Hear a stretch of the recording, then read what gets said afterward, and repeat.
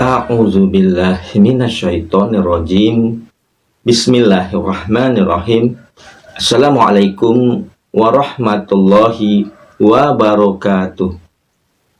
Bersyukur kita kepada Allah dengan mengucapkan Alhamdulillah.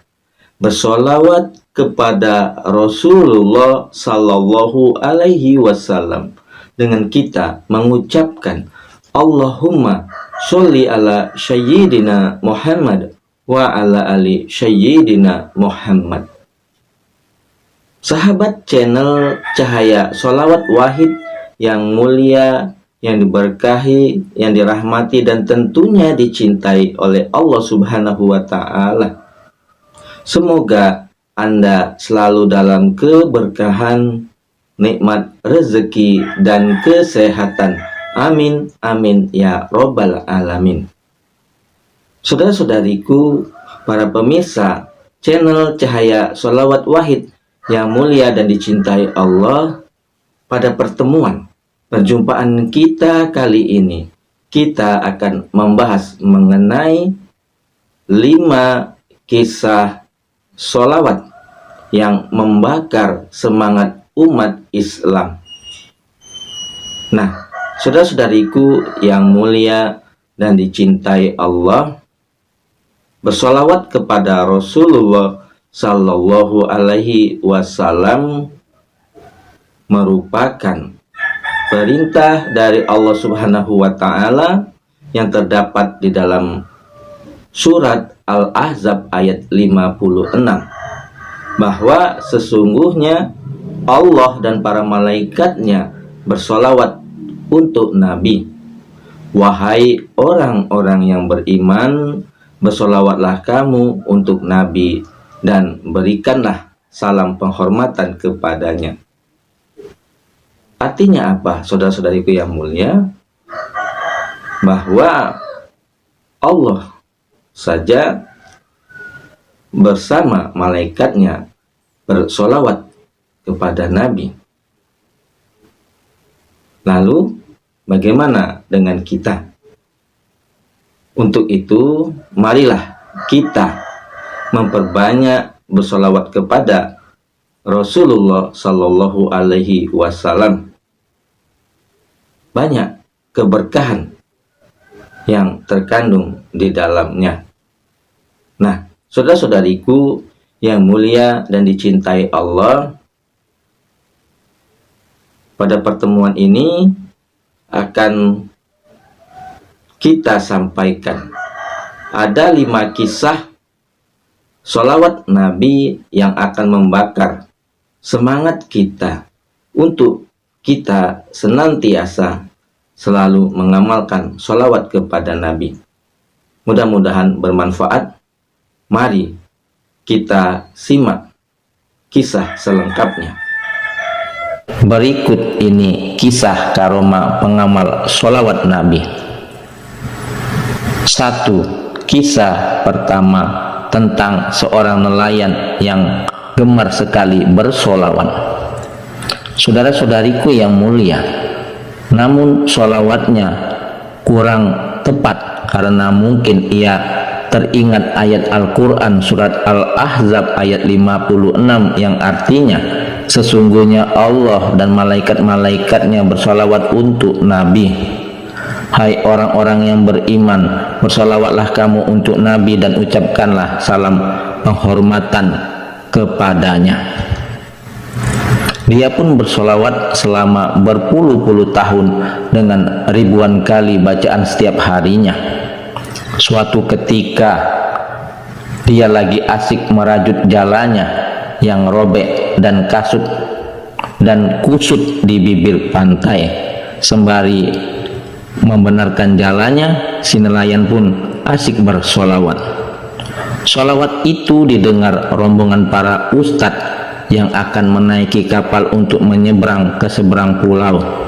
Salah seorang ustadz tersebut menegur kepada nelayan dengan berkata, "Wahai nelayan, solawat yang engkau baca itu keliru.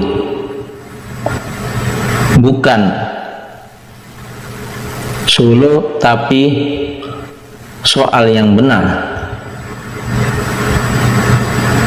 Dengan tersenyum nelayan itu berterima kasih kepada ustadz itu karena telah menasehatinya.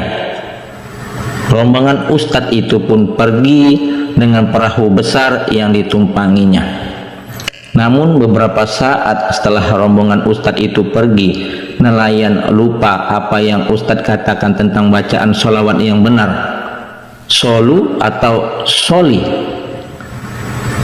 ungkap nelayan. Dia pun mengejar rombongan ustadz tadi yang sudah berada di lautan lepas sambil berteriak memanggil-manggil ustadz, ustadz, ustadz, yang benar solo atau soli? Ya ustadz, saya lupa.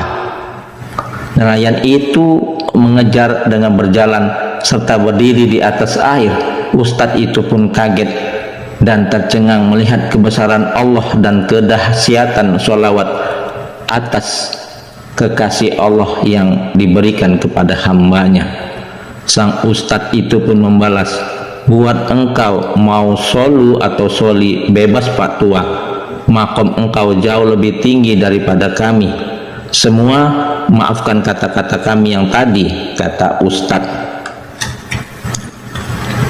Yang kedua, selanjutnya kisah pemabuk ditinggikan derajatnya karena berkah membaca sholawat.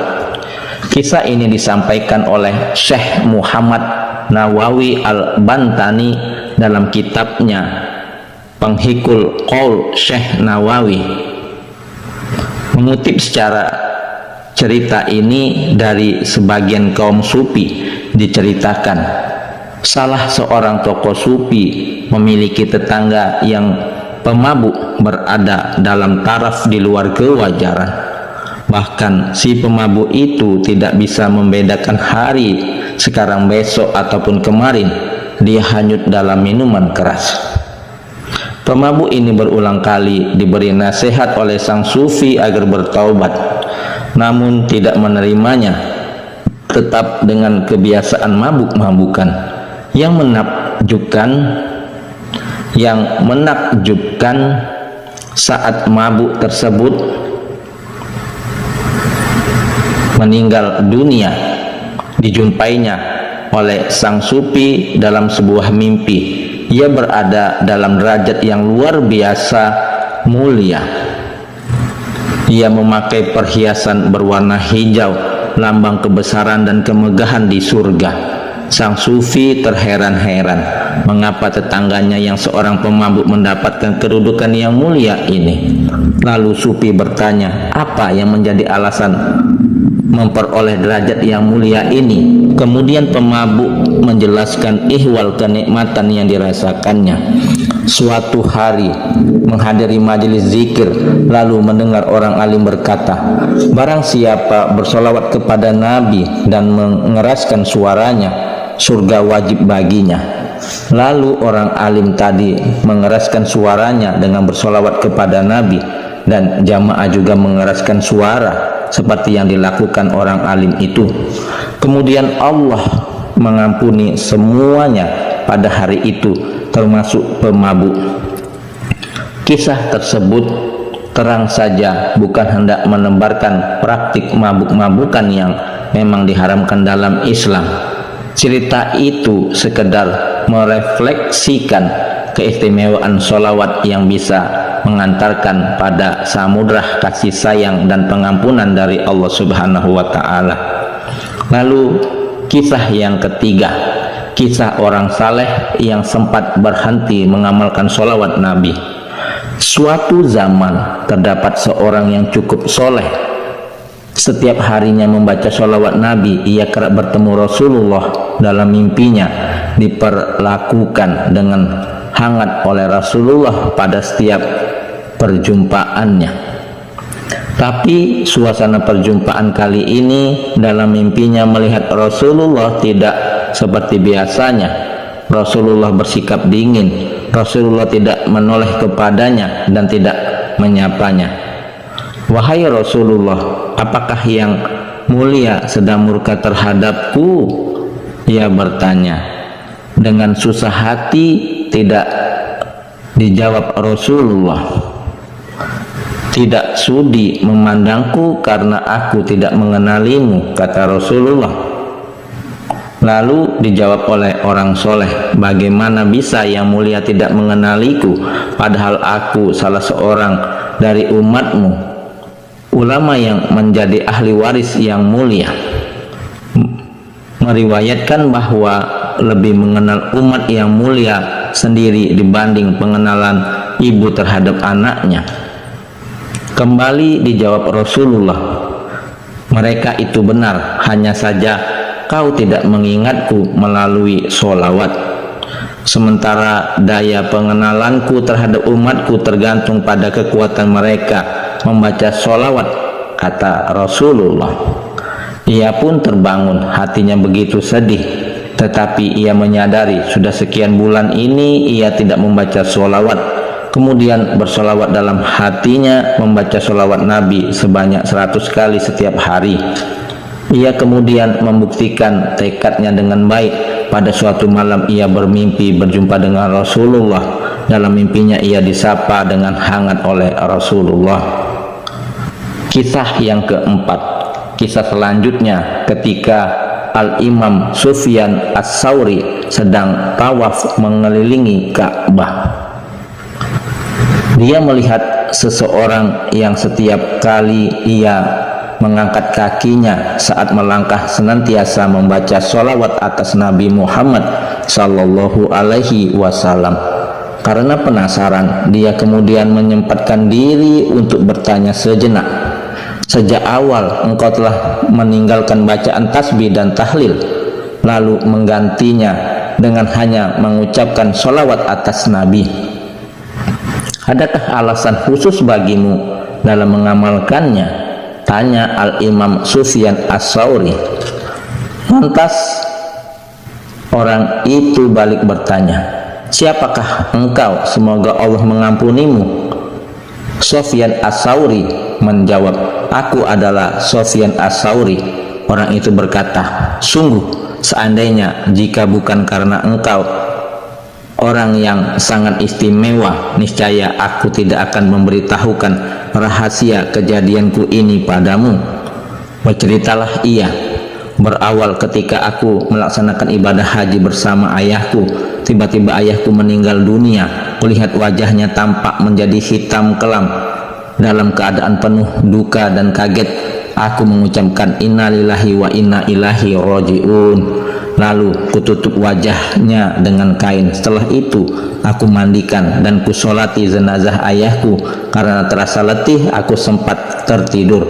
Kemudian aku bermimpi melihat seseorang yang wajahnya sangat tampan, wangi dan bercahaya, sangat bersih bersinar. Aku melihat orang itu tiba-tiba mengusap wajahku. Aku melihat orang itu tiba-tiba mengusap wajah ayahku dengan tangannya yang penuh cahaya. Lalu kulihat wajah ayahku langsung berubah menjadi putih bercahaya. Saat orang yang tampan itu hendak pergi, dengan spontan aku bertanya kepadanya, wahai hamba Allah, siapakah engkau ini? Mengapa wajah ayahku berubah menjadi putih bercahaya seperti ini setelah sebelumnya hitam kelam? Orang itu menjawab, apakah kau tidak mengenaliku? Aku adalah Muhammad Rasulullah yang mempunyai mukjizat Al-Quran. Sesungguhnya ayahmu itu termasuk orang yang telah melampaui batas, banyak berbuat dosa dan maksiat semasa hidupnya. Walaupun begitu, karena ia sering bersolawat kepadaku, saat sakaratul mautnya aku datang untuk memberi syafaat kepadanya. Setelah itu terbangun dari tidurku dan kulihat wajah ayahku benar-benar berubah putih berseri bercahaya.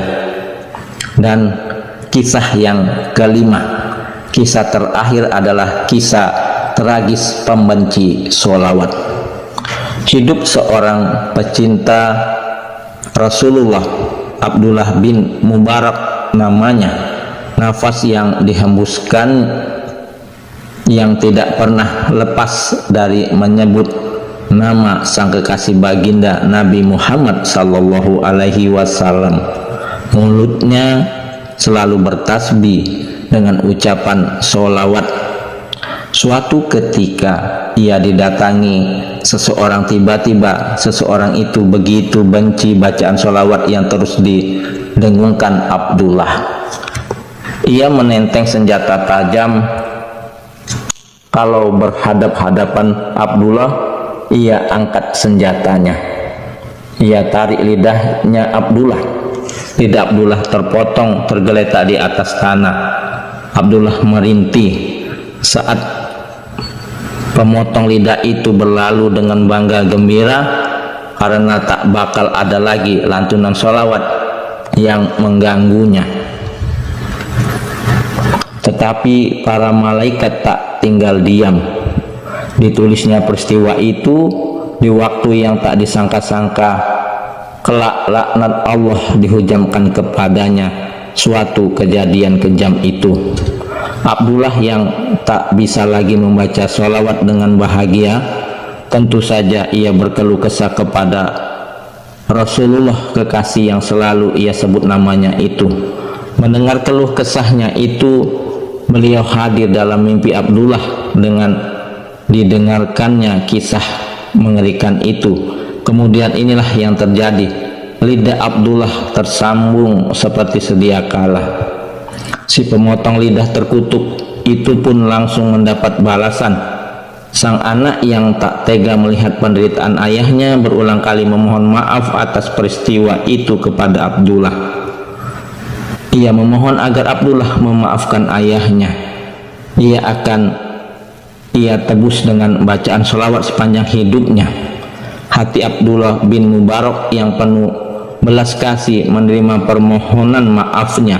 Maka sang ayah sembuh seperti semula dan sang anak berjuang memenuhi janjinya, menghembuskan sholawat bersamaan dengan setiap detak jantungnya. Nah, saudara-saudariku yang mulia, semoga dalam pembahasan ini kita bisa mengambil pelajaran hikmah. Mudah-mudahan pembahasan ini bermanfaat bagi kita semua, dan semoga kita senantiasa melanggengkan sholawat kepada Nabi Muhammad, bersolawat dengan istiqomah sampai akhir hayat kita.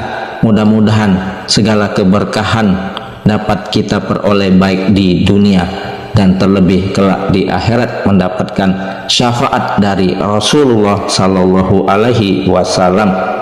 Semoga bermanfaat. Yang benar datangnya dari Allah, yang salah kesilafan dari diri saya pribadi. Kepada Allah saya mohon ampun. Subhanakallahumma wa bihamdika asyhadu alla ilaha illa anta astaghfiruka wa atubu ilaih. Sampai jumpa di video-video berikutnya yang insya Allah selalu membahas hal-hal yang bermanfaat dari dunia sampai akhirat. Wassalamualaikum warahmatullahi wabarakatuh.